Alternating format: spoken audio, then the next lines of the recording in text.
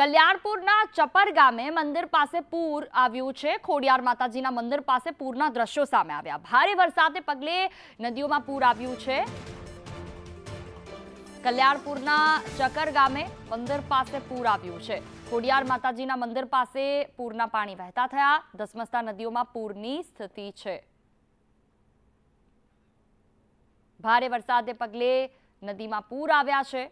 વિસ્તારોમાં ભારે વરસાદને પગલે પાણીના ધોધ પણ વહેતા થયા। નવા નીરની આવક થઈ છે।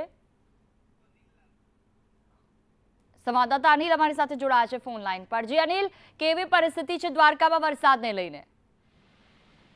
જી જુઈ, ચોક્કસથી વાત કરવામાં આવે તો હાલમાં દ્વારકામાં વરસાદે વિરામ લીધો છે, પણ ક્યાંક ને ક્યાંક જે કલ્યાણપુર તાલુકો છે ત્યાં ચપ્પર ગામે વરસાદના કારણે ખોડિયાર માતાજીના મંદિર પાસે પૂર જેવા નીરો વહેતા થયા હતા અને ધસમસતા નદીઓના પૂરની સ્થિતિ હાલ જોવા મળી હતી। ભારે વરસાદને પગલે નદીઓમાં પૂર આવ્યા હતા અને ચપ્પર આસપાસના વિસ્તારોમાં ભારે વરસાદને પગલે જે પાણીની આવક પણ વધી ગઈ હતી ને ક્યાંક ને ક્યાંક જે ખેડૂતોના ખેતરોમાં પણ પાણી ઘૂસી ગયા છે ને હાલમાં જે કલ્યાણપુર તાલુકામાં જે વરસાદે ધમાકેદાર એન્ટ્રી કરી હતી ને ચારેકોર પાણી નદીના પૂરની જેમ ફેરવી દીધા હતા અને હાલમાં જે વરસાદ છે તેમણે વિરામ લીધેલો છે। જી બિલકુલ, તમામ જાણકારી બદલ આભાર।